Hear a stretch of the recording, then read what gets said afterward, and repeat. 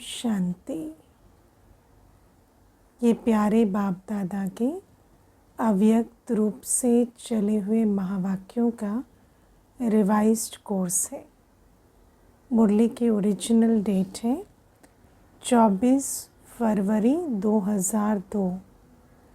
बाबा की मुरली का आज सार है, बाप को प्रत्यक्ष करने के लिए अपनी व दूसरों की वृत्ति को पॉजिटिव बनाओ।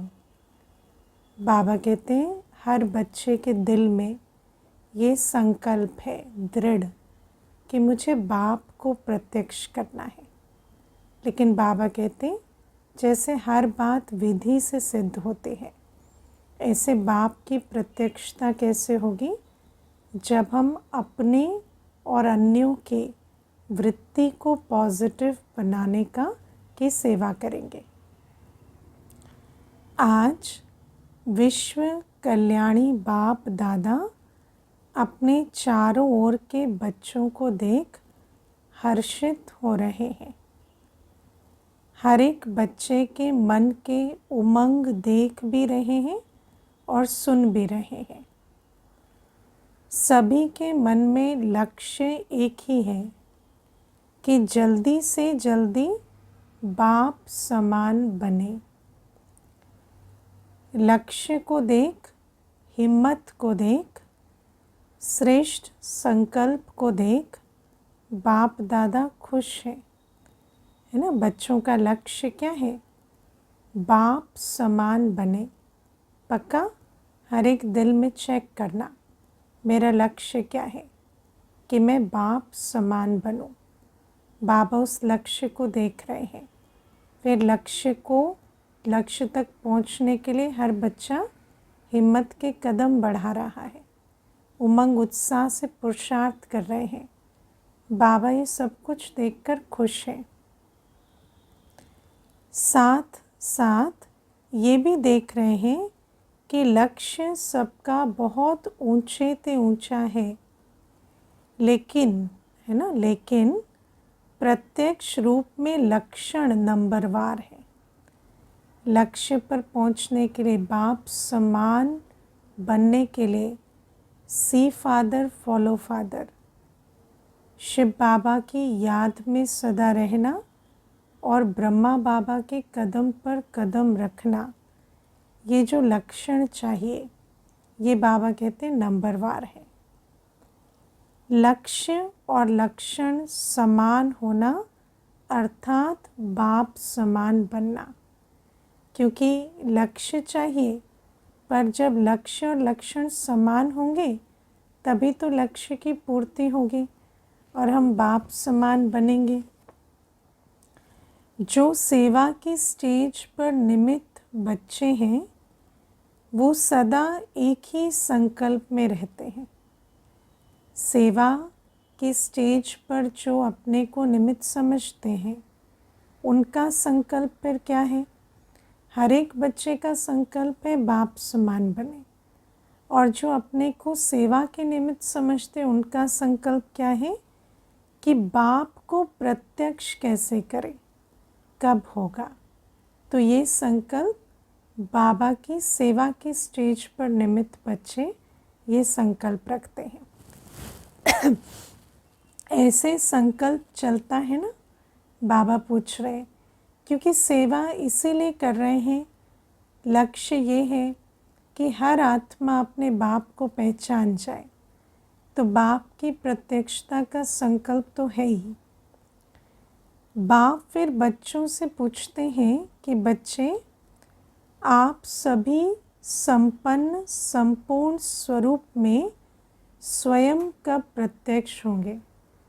बाबा कहते हैं सबके दिल में है बाप को प्रत्यक्ष करें, लेकिन बाबा क्या पूछ रहे हैं कि हर एक बच्चा अपने संपन्न संपूर्ण स्वरूप में स्वयं कब प्रत्यक्ष होगा, अपनी संपूर्णता की प्रत्यक्षता कब करेंगे।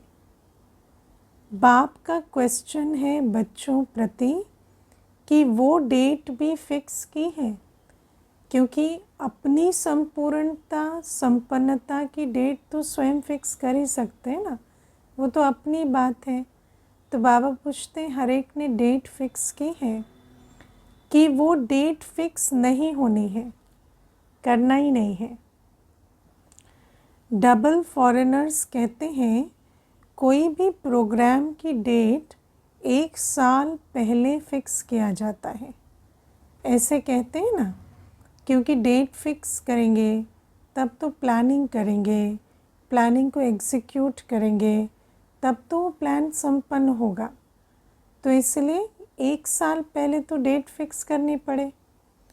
तो बाप कहते हैं स्वयं को प्रत्यक्ष करने की डेट फिक्स की है, क्योंकि डेट ही फिक्स नहीं होगी तो प्लानिंग और प्लानिंग का एग्जीक्यूशन कैसे होगा। मीटिंग्स तो बहुत की है ना। अब देखो डेट के बारे में बाबा ने कहा स्वयं की संपन्नता संपूर्णता की डेट फिक्स करें। फिर मीटिंग के बारे में बाबा कहते हैं मीटिंग्स तो बहुत की है ना, करते ही रहते हैं।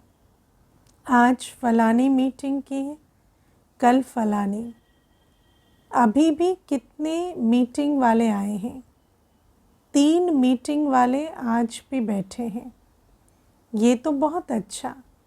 लेकिन इस मीटिंग की डेट कौन सी है? कौन सी मीटिंग? जो सोचें वही बोल हो, वही कर्म हो। बाबा कहते हैं आत्माओं से मीटिंग तो बहुत करते हैं, आपस में मीटिंग एक दूसरे से बहुत करते हैं, पर अपनी इंटरनल मीटिंग भी तो करो ना। जो सोचें वही बोले और वही करें। संकल्प, बोल और कर्म तीनों श्रेष्ठ लक्ष्य प्रमाण हो। अब इसको मुख्य अंडरलाइन करना, ऐसे नहीं संकल्प भी कमज़ोर, बोल भी कमज़ोर और कर्म भी कमज़ोर, नहीं। संकल्प, बोल और कर्म एक समान हो और तीनों किसके समान हो? श्रेष्ठ लक्ष्य के समान हो। लक्ष्य क्या है? हम अपनी संपन्नता की प्रत्यक्षता कर बाप को प्रत्यक्ष करें। तो क्या मेरा एक एक संकल्प संपूर्णता की तरफ मुझे ले जाने वाला है? और क्या वो संकल्प, बोल और कर्म एक दूसरे के साथ मेल खाते हैं? बाप दादा देखते हैं कि ये सर्व विश्व कल्याण के निमित्त बने हुए बच्चे सर्व आत्माओं के कल्याणकारी प्रत्यक्ष रूप में स्टेज पर कब आएंगे? तो बाबा कहते हैं हम कब प्रत्यक्ष स्टेज पर आए? बाबा कहते उसका मुझे इंतज़ार है। हर एक गुप्त पुरुषार्थ में है, लेकिन जब हम संपन्न संपूर्ण अवस्था को प्राप्त करेंगे ना, तो और गुप्त नहीं रहेंगे, फिर हम प्रत्यक्ष हो जाएंगे। तो बाबा कहते हर एक गुप्त पुरुषार्थ में है, लगन में है, ये भी बाप दादा देखते हैं। लेकिन इस विशेष संकल्प की लगन में मगन कब होंगे कि मुझे संपन्न संपूर्ण बन विश्व की स्टेज पर प्रत्यक्ष होना ही है और मेरे द्वारा बाप की प्रत्यक्षता करनी है। लगन तो है, लेकिन निरंतर इस संकल्प को संपन्न करने में मगन रहना, अर्थात निरंतर इसी संकल्प को पूर्ण करने के प्रैक्टिकल स्वरूप में हो। बाबा कहते ऐसे इस संकल्प की लगन में मगन रहें, ऐसे मगन रहें कि ये संकल्प को मैं प्रत्यक्ष कर सकूं। अभी संकल्प और प्रत्यक्ष कर्म में अंतर है, मीटिंग नहीं हुई है अभी। होना तो है ही और करना भी बच्चों को ही है। और बाबा कहते बाबा तो बैकबोन है ही, बिना बाबा के तो नहीं होना है। तो बाप दादा देख रहे थे कि सबसे तीव्र गति की सेवा है वृत्ति द्वारा वाइब्रेशन फैलाना। लेकिन तीव्र गति की सेवा के लिए पहले तीव्र पुरुषार्थ करना पड़े। अपनी संपन्नता संपूर्णता पर काम करना पड़े। जब वो हो तो सिर्फ वृत्ति से ही वायुमंडल बन जाएगा, वृत्ति से ही वाइब्रेशन फैलेंगे और उसके आधार से विश्व की आत्मा और प्रकृति का कल्याण हो जाएगा। बाबा कहते वृत्ति बहुत तीव्र रॉकेट से भी तेज है। वृत्ति द्वारा वायुमंडल को परिवर्तन कर सकते हो, है ना। लेकिन श्रेष्ठ वृत्ति के लिए क्या चाहिए? श्रेष्ठ स्थिति। जब आत्मा की स्थिति श्रेष्ठ है तो वृत्ति भी श्रेष्ठ है और उस वृत्ति से वायुमंडल शक्तिशाली बन जाता और उस वायुमंडल में आने वाली हर आत्मा और प्रकृति के तत्वों पर उस वायुमंडल का प्रभाव पड़ता और आत्मा पर भी प्रभाव पड़ता। जहाँ चाहो, जितनी आत्माओं के प्रति चाहो, वृत्ति द्वारा यहाँ बैठे बैठे पहुँच सकते हो। वृत्ति द्वारा दृष्टि और सृष्टि परिवर्तन कर सकते हो। अपनी श्रेष्ठ वृत्ति से किसी की दृष्टि भी परिवर्तन हो सकती, सृष्टि भी परिवर्तन हो सकती। लेकिन एक बात वृत्ति द्वारा सेवा करने में रुकावट डाल रही है। वृत्ति द्वारा वाइब्रेशन फैलता है। बाबा कहते आपके जड़ चित्र अब तक लास्ट जन्म तक वाइब्रेशन द्वारा सेवा कर रहे हैं ना, क्योंकि जब भी उन जड़ चित्रों के सम्मुख कोई आता है तो उसकी वो स्मृति जागृत हो जाती है ना। वो जो आदि स्मृति है, जो हमारे संगम युग की अंतिम स्मृति उस आत्मा के अंदर है, उस स्मृति जागृत होती, वृत्ति बदलती और उस वृत्ति के द्वारा उस आत्मा की सेवा होती।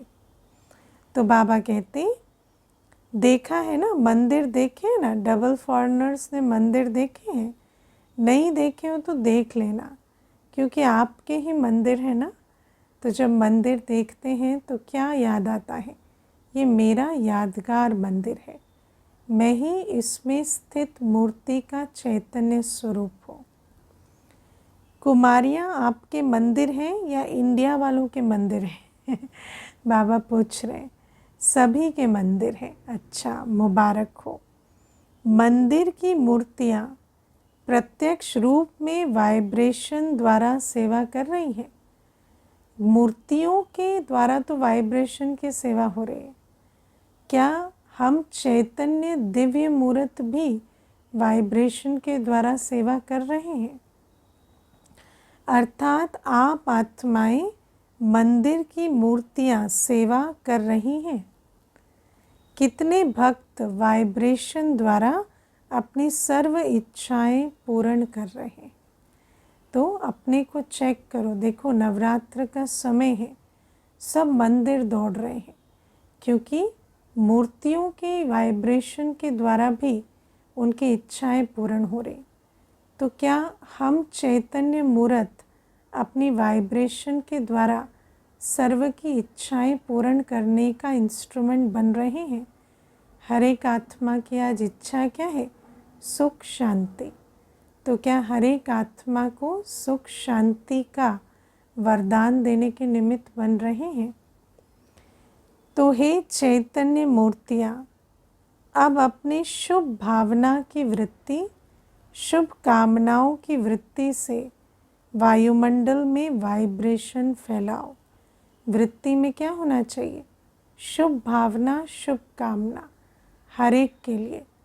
तब उसे कहेंगे श्रेष्ठ शुभ वृत्ति, और उसी के वाइब्रेशन के द्वारा अनेकों का कल्याण होगा। तो क्या मेरी वृत्ति में सदा शुभ भावना, शुभ कामना है? लेकिन कहना अच्छा नहीं लगता, लेकिन कहना पड़ता है। पांडव लेकिन शब्द अच्छा लगता है? बाबा पूछ रहे हैं। नहीं अच्छा लगता ना।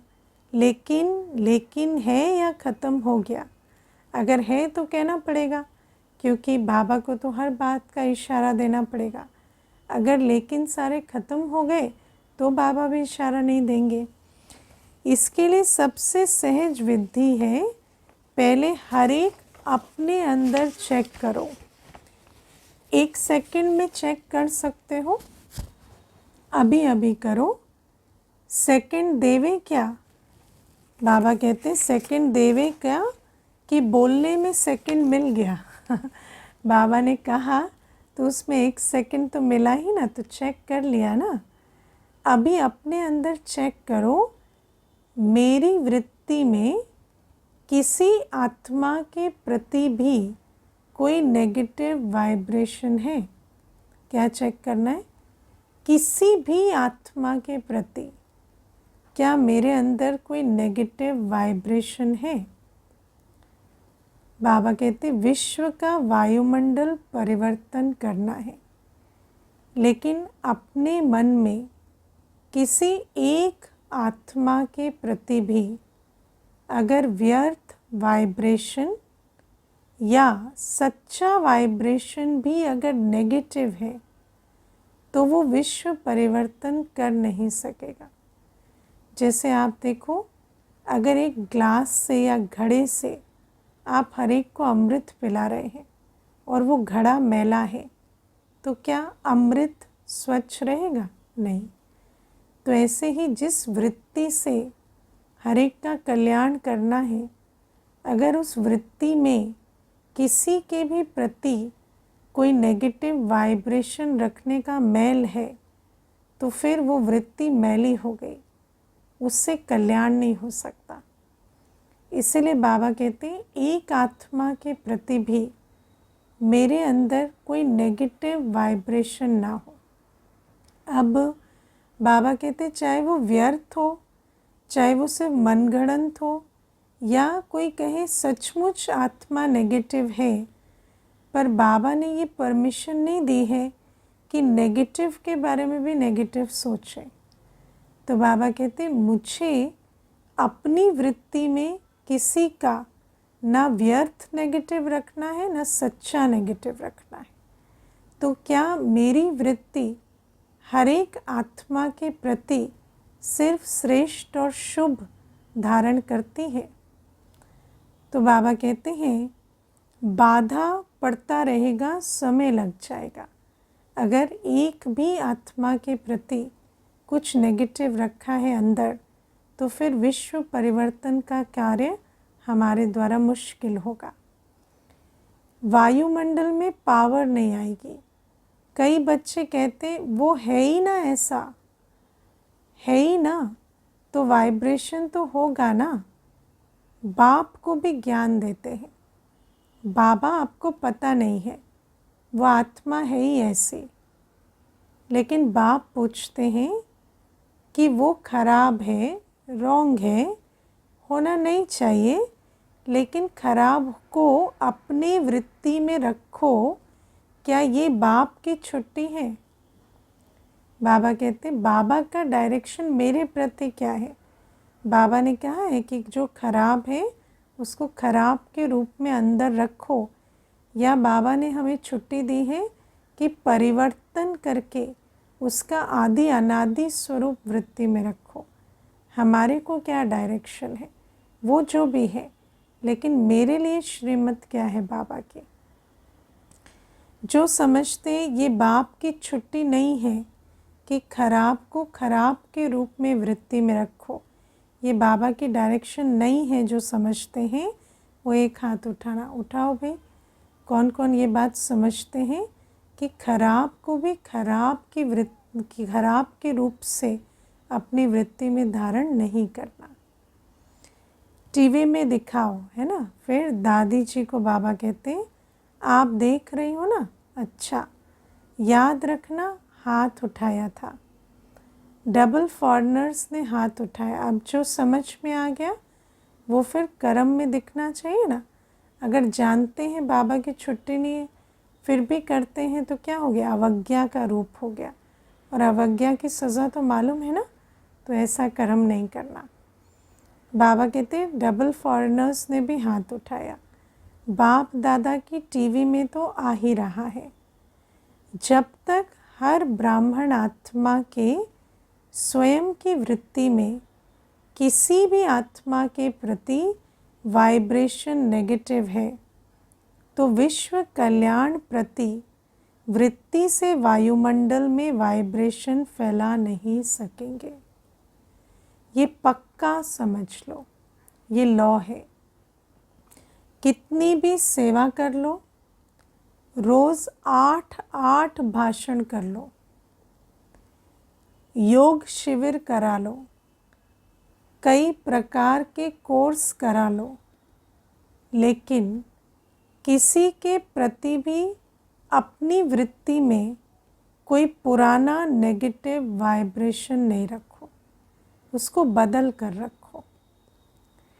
अच्छा, वो खराब है, बहुत गलतियां करता है, बहुतों को दुख देता है, तो क्या आप उसके दुख देने में जिम्मेवार बनने के बजाय उसको परिवर्तन करने में मददगार नहीं बन सकते हो? देखो, अगर जो दुख देता है उसको उसी दृष्टि से हम देखते हैं, वही वृत्ति रखते हैं, तो उसके दुख देने की जिम्मेवारी भी हम पर आ जाते हैं, क्योंकि उसके दुख देने की वृत्ति को हम बढ़ा रहे हैं। जहाँ पर हमारा ध्यान जाता है उस बात को हम शक्ति भर रहे हैं। लेकिन अगर हम उसके रूप को अपने अंदर परिवर्तन करके धारण करते हैं और उस वृत्ति से उसे देखते हैं, तो हम उसके परिवर्तन के निमित्त भी बन जाते हैं। तो बाबा कहते हैं, आप कौन सी जिम्मेवारी उठाना चाहते हो? उसके विकृत रूप को अंदर रख उसके दुख के देने की जिम्मेवारी का हिस्सा बनना चाहते हो, या उसके श्रेष्ठ स्वरूप को बुद्धि में रख उसके परिवर्तन की जिम्मेवारी आप लेना चाहते हो? जिम्मेवारी तो नहीं, परिवर्तन में मददगार बनना चाहते हो। तो बाबा कहते चॉइस आपकी है। दुख में मदद नहीं करना, क्योंकि दुख देने वाले को उसी वृत्ति से देखा तो उसके दुख देने में मदद किया। उसको परिवर्तन करने में आप मददगार बनो। अगर कोई ऐसी भी आत्मा है जो आप समझते हैं बदलना नहीं है, चलो आपकी जजमेंट है कि वो बदलने वाला नहीं है, लेकिन नंबरवार तो है ना। बदलने वाला नहीं है माना आपकी एक्सपेक्टेशन के हिसाब से आप जैसा चाहते हैं वो चाहे ना बदलने वाला हो, लेकिन बाबा कहते उसके अपने पद पर तो पहुंच ही सकता है ना। आप जैसा चाहते हैं वो भले ना बनने वाला हो, लेकिन बाबा कहते नंबरवार तो है ही, सब एक जैसे थोड़ी बनेंगे। आप जो बनेंगे वो नहीं बन रहा, लेकिन कुछ तो बनेगा ना, तो उसके प्रति ऐसा दिल शिकस्त क्यों होना है? तो आप क्यों सोचते हो ये तो बदलने वाला ही नहीं है? वो बदलेगा, जैसा आप चाहते हो वैसा ना भी बदले, पर कुछ तो बदलेगा, और वैसे भी राजधानी में सब नंबरवार बनेंगे। आप क्यों जजमेंट देते हो? तो बाप जज है ना। आप सब एक दो के जज बन गए हो, है ना। मैं नहीं समझता ये ऐसा बनेगा, उसको ऐसा बनने की ज़रूरत क्या है? उसका जैसा ड्रामा है वो वैसा बने, और बाप उसका जजमेंट दे, मैं क्यों जज करूं? तो बाबा कहते हैं बाप भी तो देख रहा है, ये ऐसे हैं, ये ऐसे हैं, ये ऐसे हैं, है ना। तो हर एक अपने प्रकार का है, नंबरवार है, सब एक जैसे तो नहीं होंगे। लेकिन हम देखते हैं कोई हमारे जैसा नहीं है तो है ही नहीं कुछ।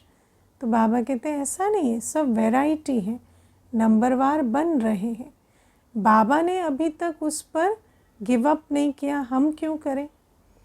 तो बाबा कहते ब्रह्मा बाप को प्रत्यक्ष में देखा, कैसी भी बार बार गलती करने वाली आत्मा रही, लेकिन बाप दादा विशेष साकार रूप में ब्रह्मा बाप ने सर्व बच्चों प्रति याद प्यार देते सर्व बच्चों को मीठे मीठे कहा।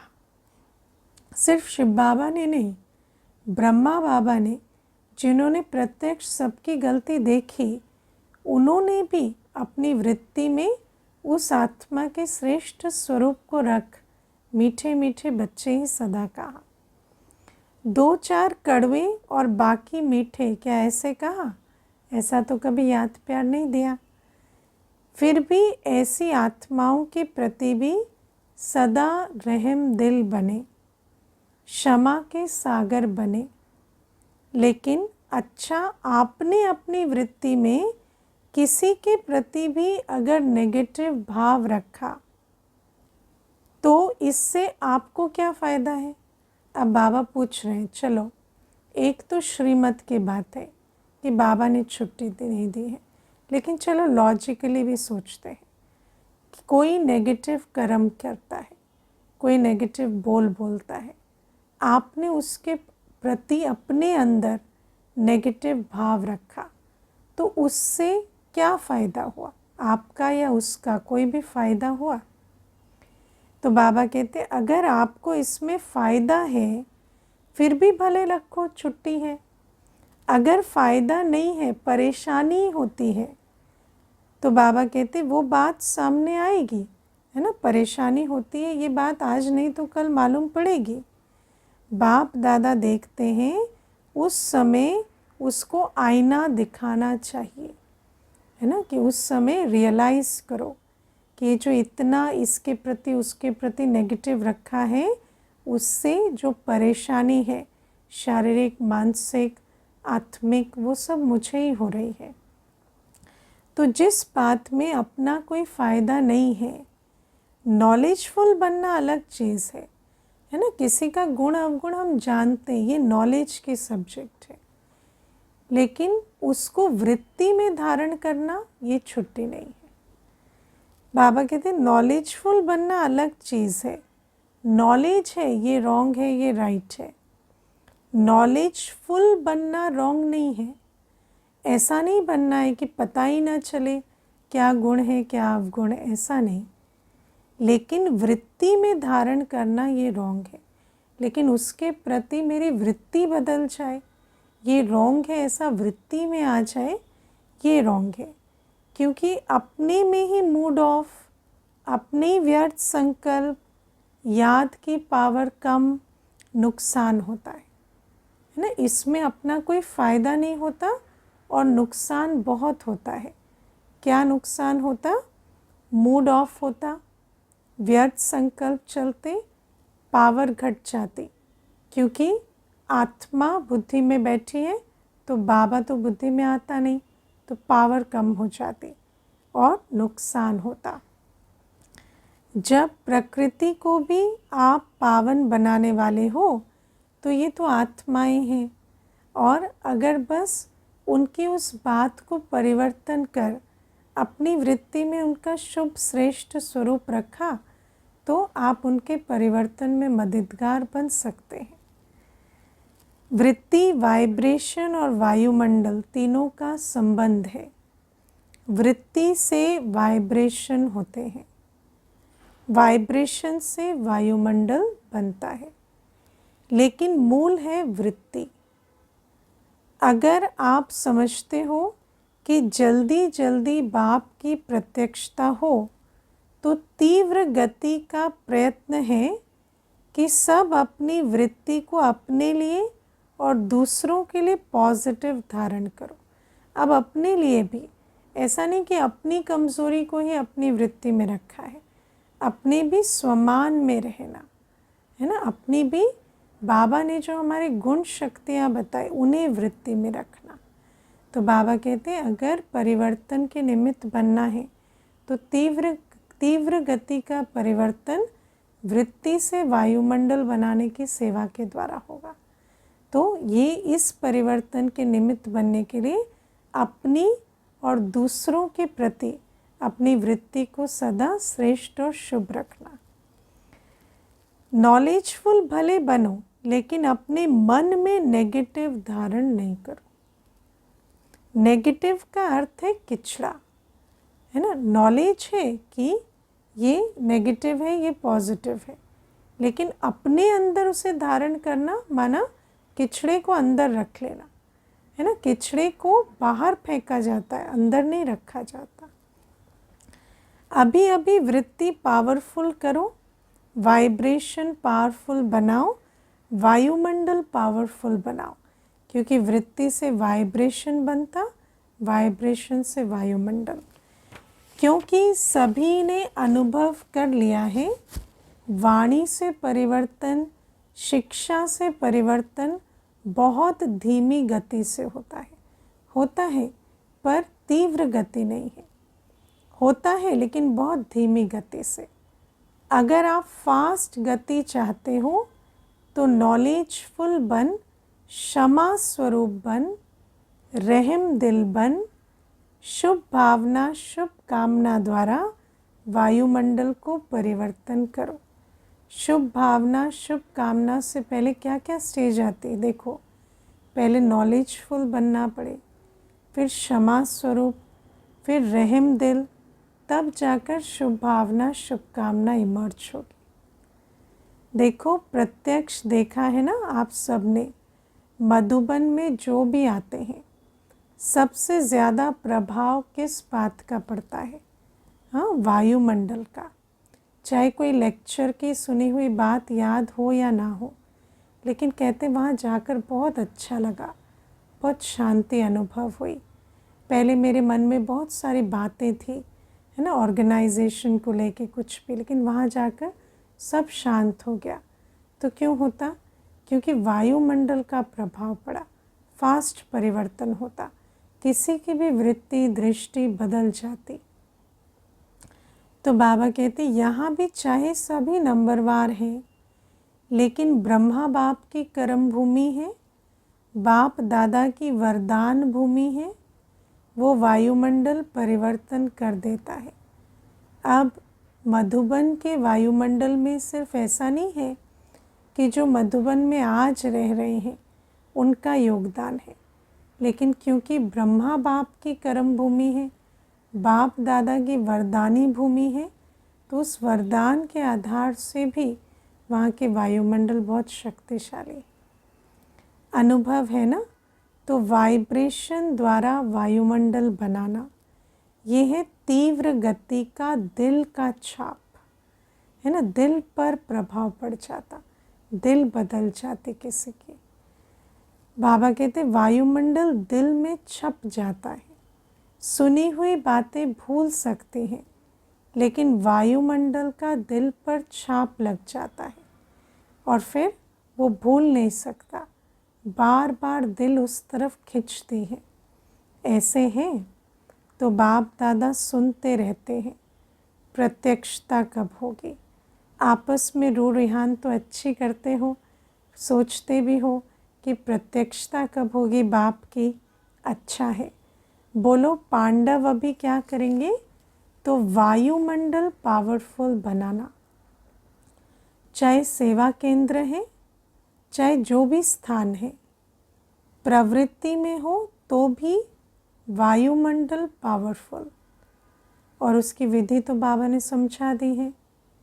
चारों ओर का वायुमंडल अगर संपूर्ण निर्विघ्न, रहम दिल, शुभ भावना शुभ कामना वाला बन जाएगा तो प्रत्यक्षता में कोई देरी नहीं।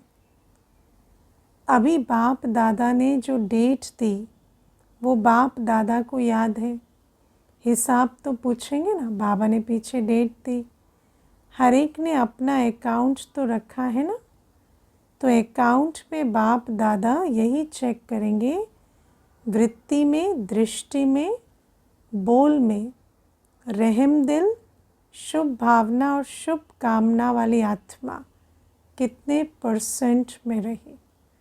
तो बाबा बस चार्ट जो बच्चे सबमिट कर रहे हैं उसमें यही चेक कर रहे हैं कि सारे दिन में, सारे मास में कितना हर एक के प्रति रहम दिल, शुभ भावना शुभ कामना वाले रहे। अभी भी 15 दिन तो होंगे ना, ज़्यादा है। अच्छा, जिसने नहीं भी किया हो तो 15 दिन भी कर लेना है अकाउंट मेंटेन, और मुख्य इस सब्जेक्ट का, तो भी पास कर लेंगे। बीती को बिंदी लगाना और रहम के सिंधु बन जाना, इसलिए बाबा ने कहा पहले नॉलेज फिर क्षमा, क्षमा स्वरूप बनेंगे तो बीती को बिंदी लगाएंगे, फिर रहम को इमर्ज करना, तब शुभ भावना शुभकामना, क्षमा के सिंधु बन जाना। बाप दादा ने ड्रिल कराई। अब बाबा कहते सुना सभी ने? अच्छा, 3 मीटिंग वाले जो आए हैं, स्पार्क वाले एक हाथ उठाओ। अच्छा, बहुत अच्छा। अभी इसी विषय पर रिसर्च करो। स्पार्क माना स्पिरिचुअल एप्लीकेशन रिसर्च सेंटर। तो स्पिरिचुअलिटी के जो लॉज है उसको रिसर्च कर प्रत्यक्ष करने का सेंटर जो बाबा ने बनवाया। तो बाबा कहते हैं कि अब इस पर रिसर्च करो कि वायुमंडल कैसे प्रैक्टिकल में श्रेष्ठ ते श्रेष्ठ बना सकते हैं। रिसर्च कर रहे हो ना, ऐसा वायुमंडल बनाने के लिए क्या क्या बुद्धि में रखना है, क्या क्या कर्म में करना है, संबंध संपर्क में करना है ना। तो किस आधार से ऐसा वायुमंडल तैयार करें, बुद्धि में क्या रखें, वाणी में क्या रखें, कर्म में क्या लाएं, संबंध संपर्क में आते किन बातों पर अटेंशन रखें, उसका सारा रिसर्च पेपर तैयार करो। अच्छा है, अपने आप को बिजी रखते हो, अच्छी बात है। फिर बाबा कहते जो भी सेवा में हम कार्य करते हैं, वास्तव में तो सेवा भी अपने को बिजी रखने का साधन ही है। लेकिन बाप दादा ये प्रैक्टिकल अनुभव देखना चाहते हैं कि कैसे प्रैक्टिकल किया और उसका परिणाम क्या निकला। क्योंकि प्रैक्टिकल करने के लिए हर एक को है ना गाइडलाइंस देनी पड़ेंगी। रिसर्च के लिए तो स्टैंडर्ड प्रोसीजर चाहिए ना, तो हर एक को बताना पड़े कि ये बात बुद्धि में रखो, ऐसे संबंध संपर्क में आओ, कर्म में आते ये अटेंशन रखो, और फिर उसका प्रैक्टिकल रिज़ल्ट भी देखना है कि उस वायुमंडल से क्या रिज़ल्ट आते। अगर बीच में कुछ भी रुकावट आई तो क्या आई, है ना, किन बातों में अटके, ये अनुभव प्रैक्टिकल करके देखो। सिर्फ पॉइंट्स नहीं निकालना, ये करना है, नहीं, करो, है ना। पॉइंट्स निकाल के फिर उस पॉइंट्स को प्रैक्टिकल में लाकर उसके परिणाम को चेक करो। अनुभव करके एग्जाम्पल बनकर दिखाओ, क्योंकि बाबा कहते हैं अनुभव हाईएस्ट अथॉरिटी है। जिस बात का अनुभव हो जाता फिर नहीं पूछते कि प्रूफ चाहिए, तो अपने आप एग्जाम्पल बनकर प्रूफ निकालो, और वो एग्जाम्पल औरों को भी फिर सहयोग देगा। ठीक है ना। ये निमित्त है ना, कौन? रमेश भाई साहब। अच्छा है, अभी भी 15 दिन पड़ा है, अभी लास्ट नहीं हुआ है, तो ये 15 दिन में भी बाबा कहते हैं अपना चार्ट भेजो, कितने % में रहम दिल, शुभ भावना, शुभकामना की वृत्ति रही। अभी बहुत गया, थोड़ा रहा, तो स्पार्क वाले ऐसा प्रैक्टिकल करके देखो और औरों को दिखाओ। ठीक है, कर सकेंगे, हो सकेगा। हाँ, बाबा सब में राज़ी करके छोड़ते। अच्छा, ठीक है, बहुत अच्छा। अच्छा, दूसरी मीटिंग है ट्रांसपोर्ट की। 3 मीटिंग वाले आए ना, तो पहले स्पार्क वालों से बातचीत की बाबा ने, अब ट्रांसपोर्ट विंग वालों से बात कर रहे हैं। ट्रांसपोर्ट वाले तो सबको सुख देंगे। ट्रांसपोर्ट वाले हाथ उठाओ। अच्छा, बहनों के बिना तो गति नहीं है, तो ट्रांसपोर्ट वाले क्या करेंगे? सिर्फ यात्रा कराएंगे। ट्रांसपोर्ट वाले ऐसे आपस में प्रोग्राम बनाओ जो किसी भी आत्मा को कम से कम समय में दुख की दुनिया से पार करके थोड़े समय के लिए भी शांति की यात्रा करा सको। बाबा कहते हैं सिर्फ गाड़ी की यात्रा नहीं करो है ना, अपनी आत्मिक शक्ति के विमान से, है ना, बाबा की याद की शक्ति के विमान से हर एक को दुख की दुनिया से कुछ देर के लिए शांति की दुनिया में ट्रांसपोर्ट कर दो। चलो, परम धाम तक तो पहुंचना मुश्किल है, लेकिन दुख की दुनिया की शांति की यात्रा तो कर सकते हैं ना। दुख की दुनिया में थोड़ी जैसे शांति का अनुभव हो, इतनी यात्रा तो करा सकते हैं। वो प्लान तो बहुत बनाओ। चारों प्रकार की यात्राओं वालों को बाप दादा का संदेश तो पहुंचा रहे हो, पहुंचाएंगे ही, क्योंकि कोई भी वर्ग रह नहीं जाए ना। तो बाबा कहते हैं हर वर्ग को संदेश पहुंचाना है, और संदेश पहुंचाने की सबसे सहज विधि अनुभूति कराना। ये अच्छा है, जो वर्गों की इन्वेंशन निकाली है ये अच्छी है। 19 विंग्स है ना, तो उनके द्वारा अलग अलग वर्गों की सेवा हो पाती। बाबा कहते बहुत अच्छा है, उलहना नहीं मिलेगा, कोई भी वर्ग रह नहीं जाएगा। हर एक अपने वर्ग को आगे बढ़ाने का उमंग तो रखते हैं ना, ये बहुत अच्छा है ना। तो जो बाबा के बच्चे भी होते, वो लौकिक में जिस ऑक्यूपेशन में होते, वो अपने उस वर्ग की सेवा करने का भी उमंग रखें। लेकिन अभी जो भी वर्ग बने हैं, कितने समय से वर्ग चल रहे हैं? 1.5-2 साल हो गए या ज़्यादा हो गए? तो बाबा को किसी ने बताया 10-12 साल। वर्गों की सेवा तो 10-12 साल हो गए। अच्छा, बहुत टाइम हो गया है। वर्ग वालों के लिए बाप दादा का एक संकल्प है। बाप दादा ने 2-3 बार कहा है, लेकिन हुआ नहीं है। ये क्या हो गया? उलहना है ना, कि हर वर्ग ने जो भी जितने समय में भी सेवा की है, उस एक एक वर्ग के विशेष सर्विसेबल, चाहे सहयोगी चाहे हाफ योगी, कभी कभी आते हैं, रेगुलर नहीं है, ऐसे कोई हर वर्ग वाले कम से कम 5 तो सब वर्ग के सामने आने चाहिए। तो पूरा ग्रुप बने, हर वर्ग के 5 मेंबर सामने आए। मधुबन में वो सभी देखें कि वर्ग वालों ने चाहे 10-12 हो, लेकिन 5 तो लाओ पक्के, है ना, चाहे हो कई लेकिन 5 पक्के लाओ। अच्छे सहयोगी सेवा के निमित्त बनने वाले 5-5 तो निकाल सकते हैं या नहीं? निकल सकते हैं तो लाओ, बाबा कहते है ना। ये बाबा ने आज कहा कि कई बार कहा है पर किया नहीं, तो अभी लाओ। कब लाएं? तो बाबा कहते वो दादियों के ऊपर है। बाप दादा के प्रोग्राम में लाएं, वो फिर ऐसे बाप दादा से मिलने के लायक हो, तो ऐसा लायक बनाकर लाएं तो भले लाओ। 5 तो निकल ही सकते ना, ज़्यादा नहीं कहते, बस 5। तो ये दादियाँ पास करेंगी। फिर बाबा इंजीनियर्स विंग वालों से बात करते। बाबा कहते इंजीनियर्स का तो काम ही है प्लान बनाना। तो तीव्र पुरुषार्थ का कोई प्लान बनाया है कि सिर्फ सेवा का बनाया? इंजीनियर्स को हर मास तीव्र पुरुषार्थ का कोई नया नया प्लान बनाना चाहिए कि तीव्र पुरुषार्थ कैसे हो, राय देनी चाहिए। फिर फाइनल तो दादियाँ करेंगी। दादियाँ आपके साथी हैं, लेकिन इंजीनियर्स और साइंस विज्ञान वालों को ऐसा कोई प्लान बनाना चाहिए जो जल्दी जल्दी नई दुनिया आ जाए। बस यही मीटिंग करते रहें, प्लान बनाते रहें, कब तक?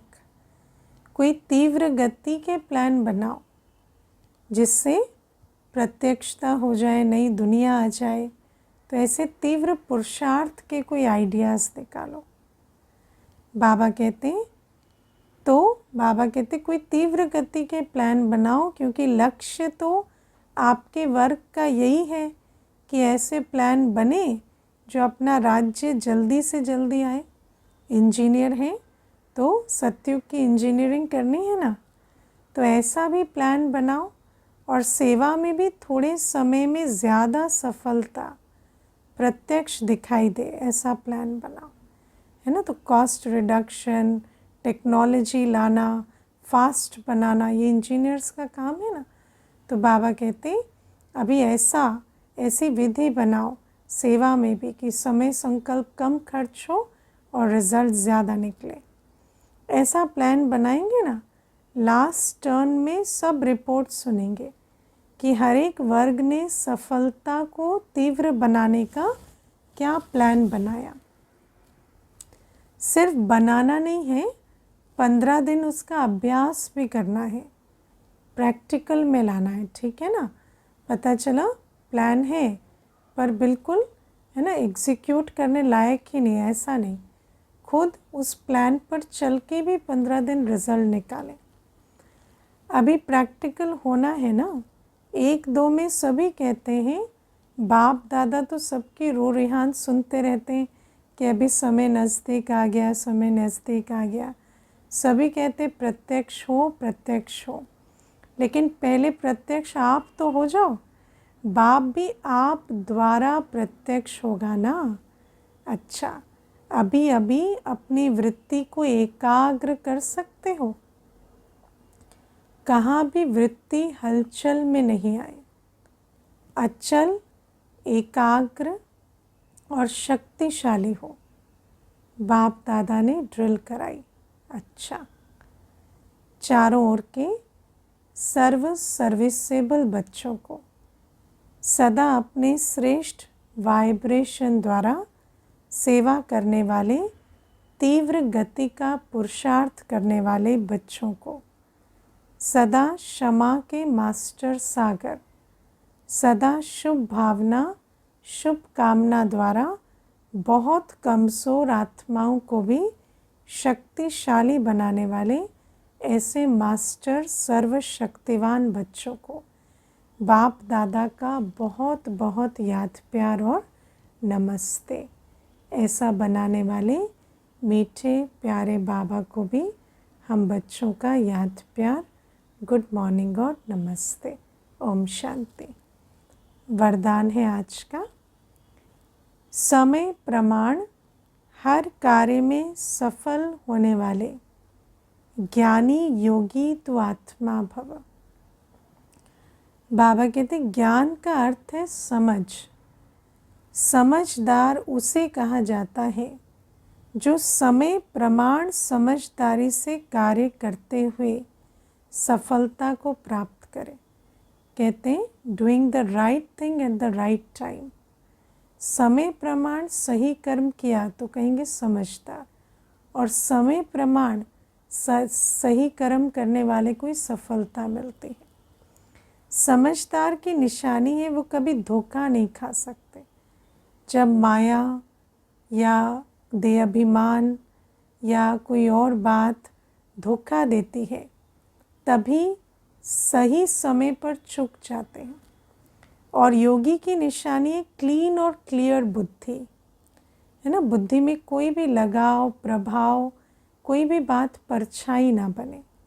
जिसकी बुद्धि क्लीन और क्लियर है वो कभी नहीं कहेगा कि पता नहीं ऐसे क्यों हो गया, है ना। उनको सब पता है, वो क्यों कभी नहीं कहेगा।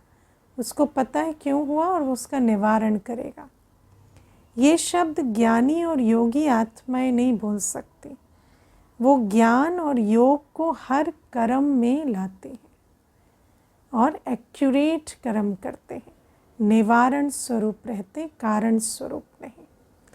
स्लोगन है, अचल अडोल वही रहते जो अपने आदि अनादि संस्कार स्वभाव को स्मृति में रखते हैं। हमारा आदि अनादि स्वभाव संस्कार क्या है? शांति, पवित्रता, स्नेह। तो जिनको ये याद है मैं कौन, मैं पवित्र आत्मा, मैं शांत स्वरूप आत्मा, मैं सुख स्वरूप आत्मा, मैं शक्तिशाली आत्मा। द्वापर युग से जो संस्कार बनाए उनको अपने संस्कार कहने वाले क्या कहेंगे? वो कोई ज्ञानी नहीं है। ज्ञानी आत्माएं अपने आदि अनादि संस्कारों को, स्वभावों को सदा स्मृति में इमर्ज रखते। और जब ऐसे शक्ति स्वरूप, शांत स्वरूप, पवित्र स्वरूप के संस्कार स्मृति में हैं तो आत्मा के अंदर हर परिस्थिति में, हर बात के बीच अचल अडोल रहने की समर्थी आ जाती। अच्छा, आज के अव्यक्त इशारे सुनेंगे।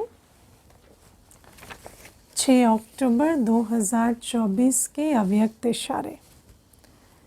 बाबा कहते संस्कार मिलन की रास करने के लिए एक दो की बातों को स्वीकार करो और सत्कार दो। किसी की बात को रिजेक्ट करते हैं तो उनकी ईगो हर्ट होती है। तो किसी की बात को भी सुनते हुए ये नहीं कहना आप गलत कह रहे हैं, स्वीकार करना हाँ आपकी बात राइट है। भले अपनी बात कहेंगे पर पहले उनकी बात को राइट कहो, ये रिगार्ड देना हुआ।